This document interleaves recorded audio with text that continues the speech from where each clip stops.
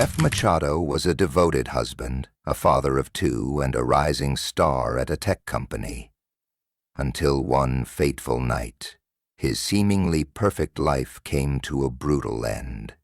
Claire, his wife, was left devastated by his death. But behind her tears there were secrets, dark, dangerous secrets that no one could have imagined.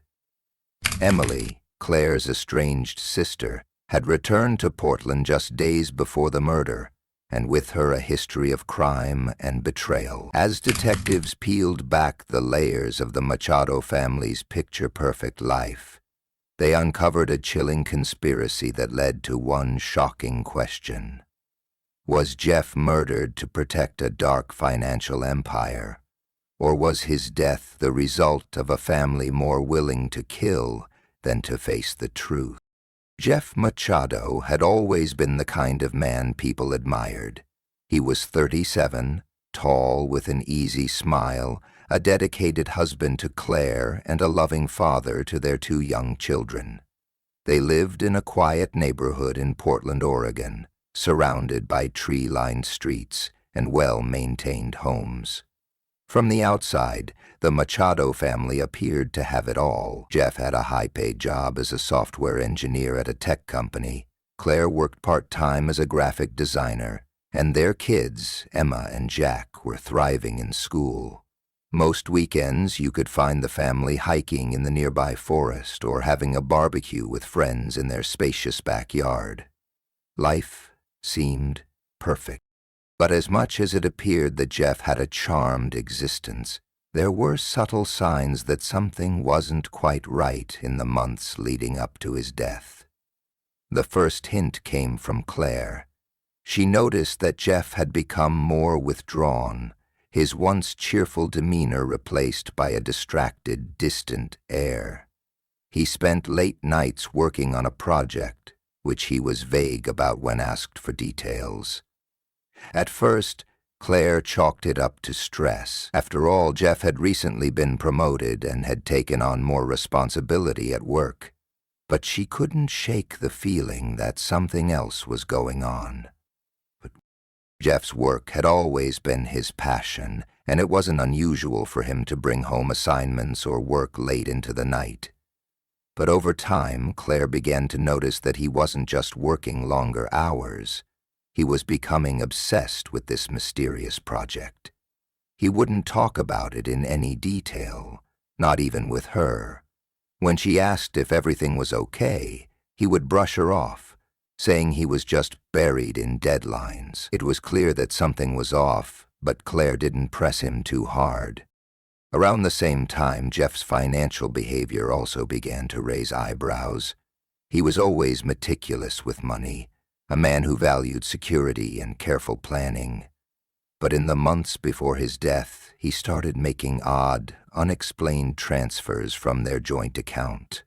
Small amounts at first, but then the sums began to grow larger. Claire tried to ask him about it, but Jeff would always assure her that it was nothing to worry about, just some investment deals and business expenses related to his work. He was always vague and evasive when she pushed for more details, which only made her more uncomfortable. Despite the growing tension at home, Jeff continued to maintain his friendly, sociable persona when they were out in public. His friends, family, and colleagues all saw the same affable man they had always known. There was no hint of trouble, no indication that anything was wrong.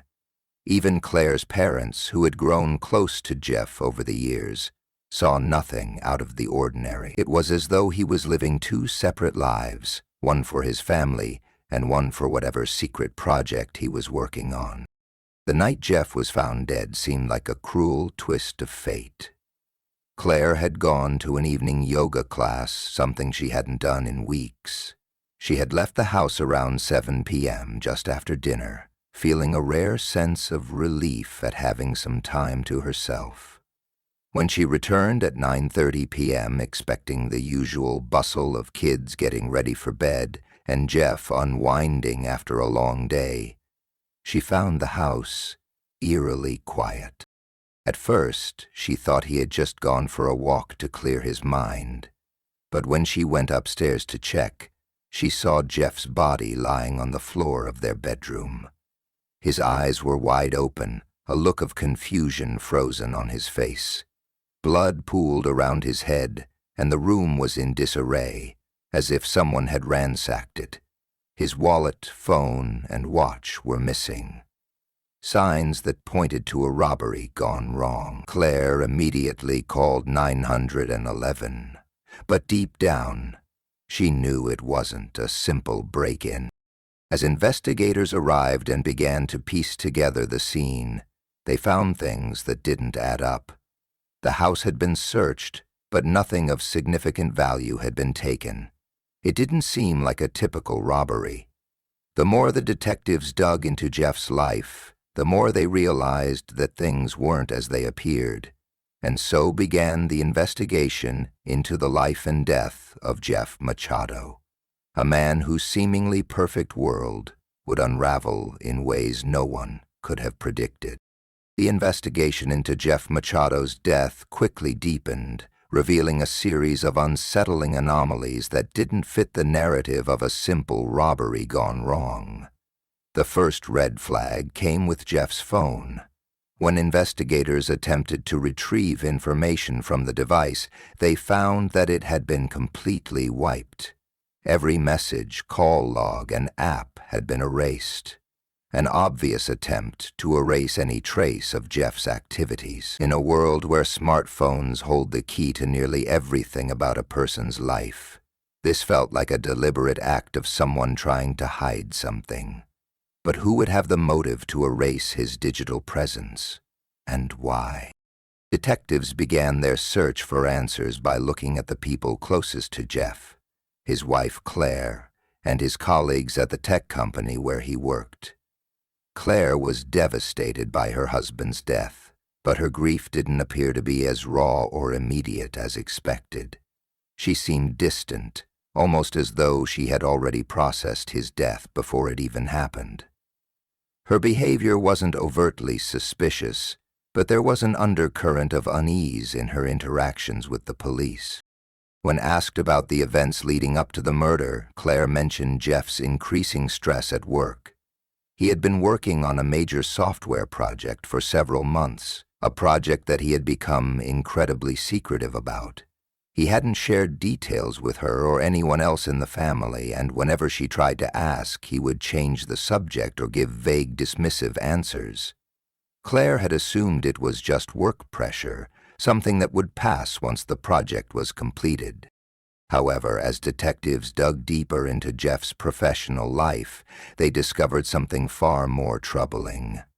The project Jeff was working on, which seemed to be the source of his stress, was much more significant than anyone had realized.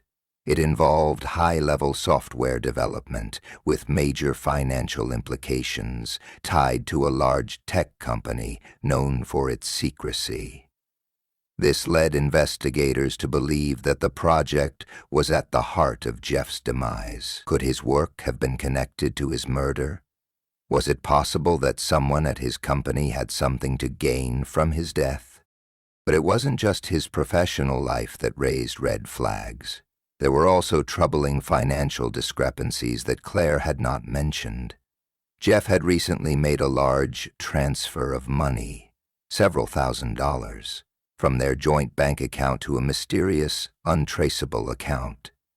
The transfer appeared to be personal, but there were no records explaining who the recipient was or why Jeff would have made the payment. Claire was unable to offer any explanation, claiming she had no knowledge of the transaction.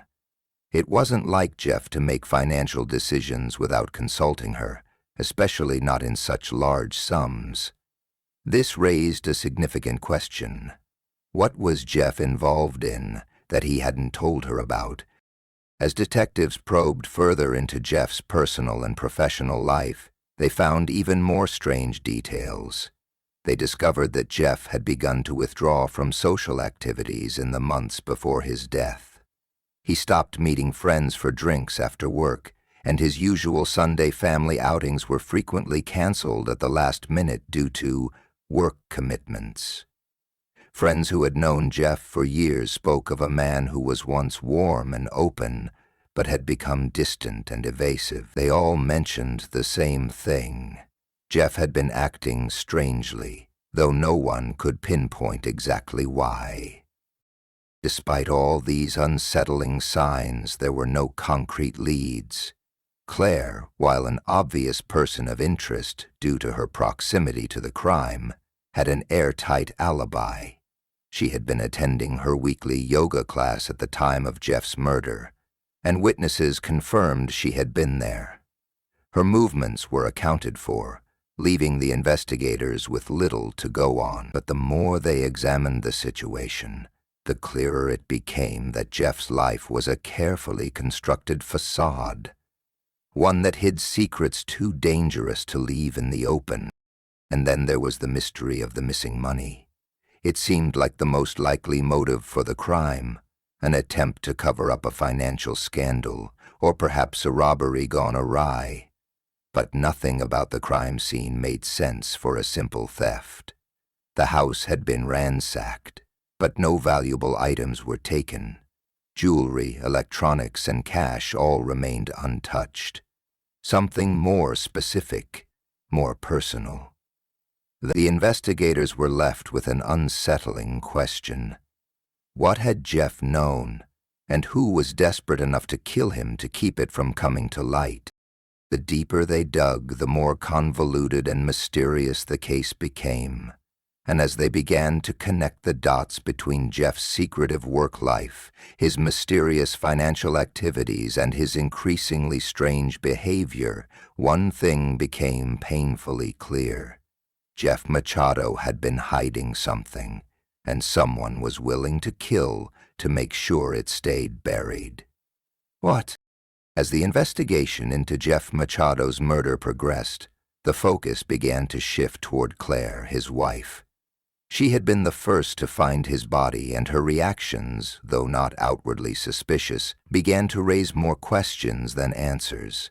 The way she spoke about Jeff's death was detached, almost clinical, and there was something in her demeanor that didn't sit right with the detectives. Claire seemed to be holding something back, as if she knew more than she was letting on. In the days following the murder, she appeared calm, almost too calm, while the grief-stricken widow everyone expected seemed to be conspicuously absent. Her alibi for the night of Jeff's murder seemed solid at first. Claire had been attending a yoga class in the early evening, a routine she had recently taken up after being encouraged by a friend to focus more on self. It was her first class in weeks, and she had left the house around 7 p.m. and returned home around 9:30 p.m. The police confirmed her whereabouts through the studio's sign-in sheet and by questioning other attendees. But there was something about Claire's insistence on her innocence that seemed rehearsed. Detectives quickly learned that Claire had been more than just Jeff's wife. She had a history that was less than squeaky clean. A background check revealed that years earlier Claire had been involved in a messy breakup with a previous partner. The relationship had ended badly, with rumors of infidelity and emotional abuse. While there was no direct evidence linking her to any criminal activity, the detectives could see that Claire's past was complicated. She had worked hard to leave it behind, moving to Portland with Jeff and starting a family, trying to create a new life where no one knew her past. As detectives dug deeper, they found out that Claire had been in contact with several people over the past year, including some old friends from her previous life, people Jeff had never met. These individuals were not part of Jeff's world. They were from a darker chapter of Claire's past, a time she had tried to bury. And while none of these contacts directly pointed to any criminal activity, it raised suspicions. Could these individuals be linked to Jeff's murder? Or was Claire involved in something deeper? Something that Jeff had begun to uncover. Claire was also the sole beneficiary of Jeff's life insurance policy, which would pay out a substantial sum in the event of his death. It was a common arrangement for married couples, but the amount was significant. More than enough to raise an eyebrow when paired with the mysterious financial activity Jeff had been involved in before his death. Detectives began to wonder whether Claire might have had a financial motive for Jeff's murder. Was she trying to collect the life insurance money, or was there something else at play? In an attempt to learn more, the investigators brought Claire in for questioning. She was cooperative but maintained a consistent story. She had no idea why Jeff had been killed and had nothing to do with it. Yet when questioned about the large, unexplained bank transfer Jeff had made just days before his death, Claire seemed to falter. She was unable to explain the money, which had been sent to an account that no one in Jeff's life recognized. She brushed it off as something Jeff had done for work, perhaps a business deal or investment opportunity, but her vague answers left the detectives with more questions than they had answers. At the same time, police began to review the evidence surrounding the crime scene. While the robbery theory seemed plausible at first, the more they examined the house, the less likely it seemed. The valuables were untouched, and the house was ransacked in a way that suggested the killer had been looking for something specific. No fingerprints were found, and no signs of forced entry indicated that Jeff had been ambushed by a stranger. This led investigators to believe that the killer might have known Jeff, or at least had access to the house. The fact that the killer had gone through Jeff's personal items seemed personal, not like a random theft. Claire's behavior continued to puzzle the detectives. She appeared genuinely distraught at times, but at other moments her emotions seemed muted, as though she had already come to terms with Jeff's death. Could she have been involved? Did she know more than she was letting on? The detectives couldn't rule out the possibility that she might be hiding something, but they lacked concrete evidence to implicate her directly in the crime. But just as the case seemed to grow colder, the detectives stumbled upon an unexpected lead: Claire's estranged sister, Emily Torres. Emily had been living in another state, but a background check revealed that she had come into town around the same time Jeff was killed. Claire had not mentioned her sister's visit, and when detectives tracked her down, they discovered that Emily had been staying with Claire the night Jeff was murdered. Emily's presence raised alarms, and when investigators learned that Emily had a criminal record, including past involvement in financial fraud and drug offenses, they began to see another possible link in the chain. As Claire's past began to surface, the investigators couldn't ignore the nagging feeling that there was more to this case than met the eye.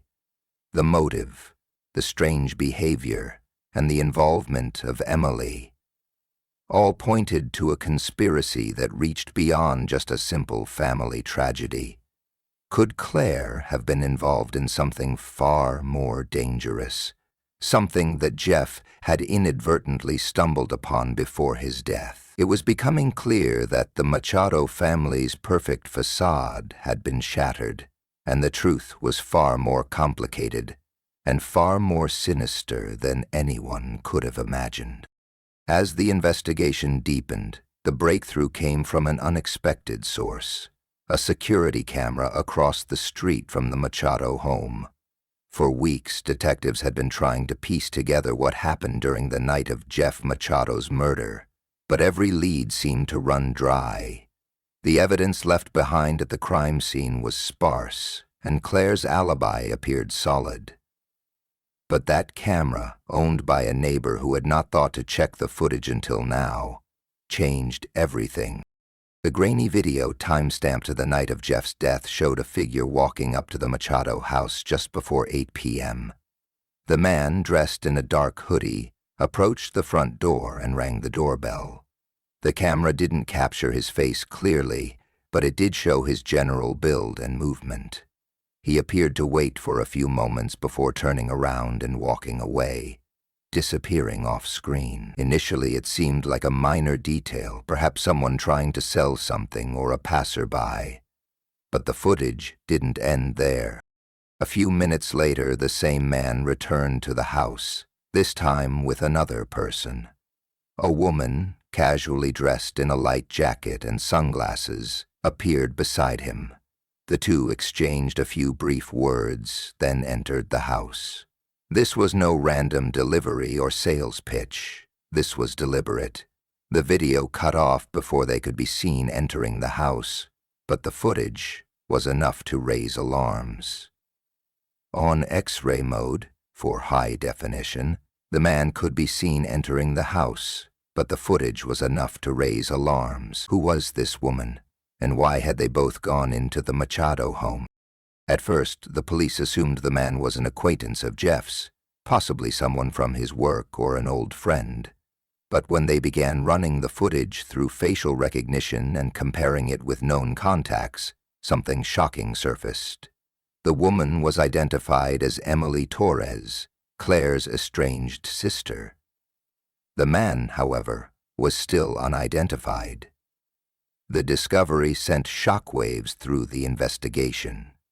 Claire had never mentioned her sister's presence, and even more troubling, Emily had a history of criminal activity, fraud, drug offenses, and involvement with some dangerous people in the past.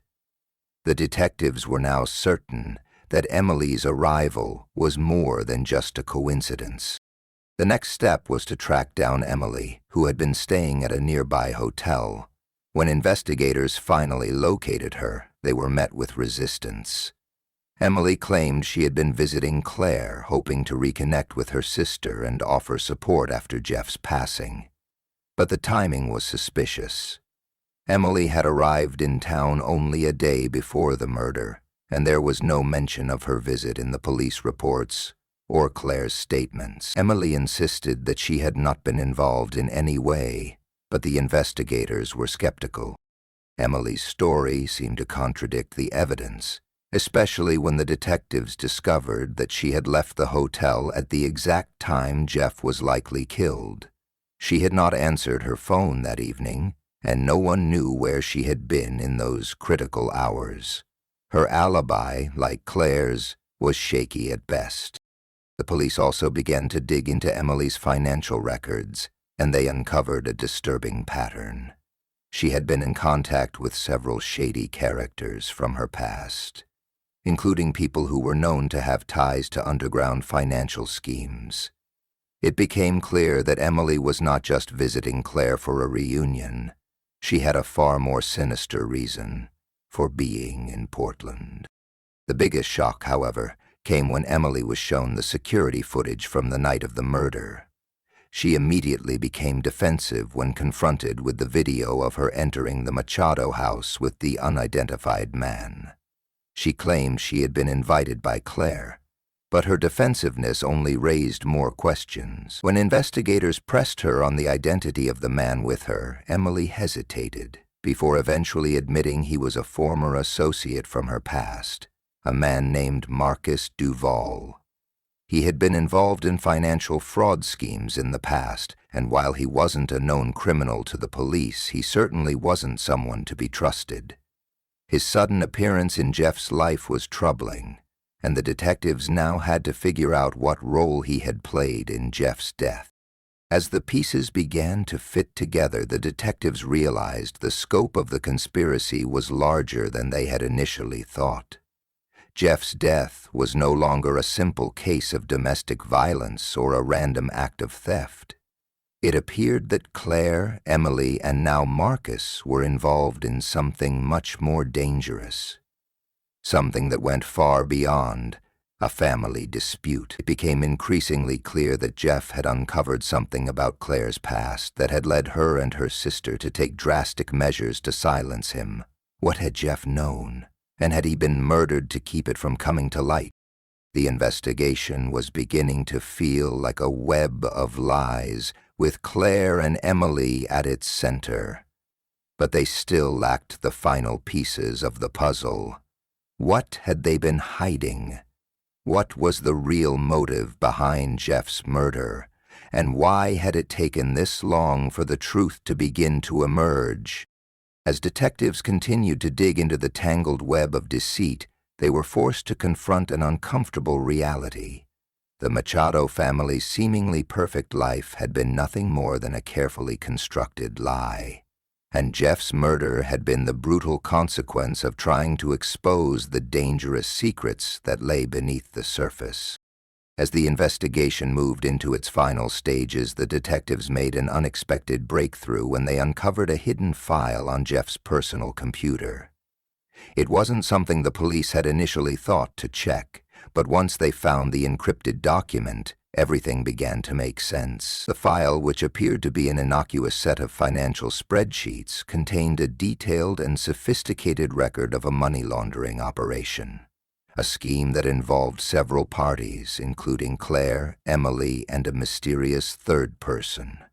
The document outlined various transactions, fake companies, and shell accounts that had been set up to funnel large sums of money out of the country. Jeff had stumbled onto the operation and, realizing the extent of the criminal activity, had been blackmailing his wife and sister-in-law to keep quiet about it. He had known about the money laundering for months and had even started gathering evidence to report it to the authorities. The sheer scale of the operation shocked the detectives. They hadn't expected Jeff, a mild-mannered software engineer, to be involved in something so dangerous. It now made sense why he had been so secretive, why he had been acting distant in the weeks before his death. Jeff had not been working on some random project. He had been digging into something far more perilous, something that had led him into direct conflict with Claire and Emily. They had thought they could control the situation, keep Jeff from exposing their illegal activities, but they had underestimated him.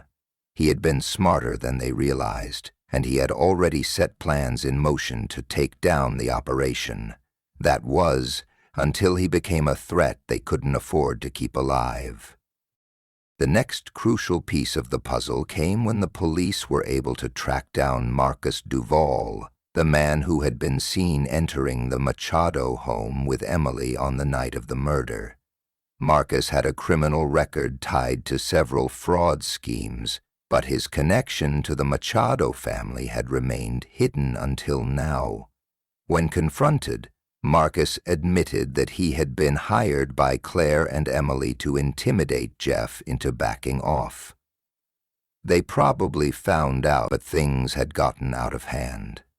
Emily had never intended for Jeff to be killed, at least not initially. It had started as an effort to scare him, to convince him to drop the investigation into their financial activities. But when Jeff refused to cooperate, the situation escalated. Emily had gone to the house that evening, hoping to talk sense into him. But Marcus, having been paid a substantial sum to deal with Jeff, saw an opportunity to eliminate the problem once and for all.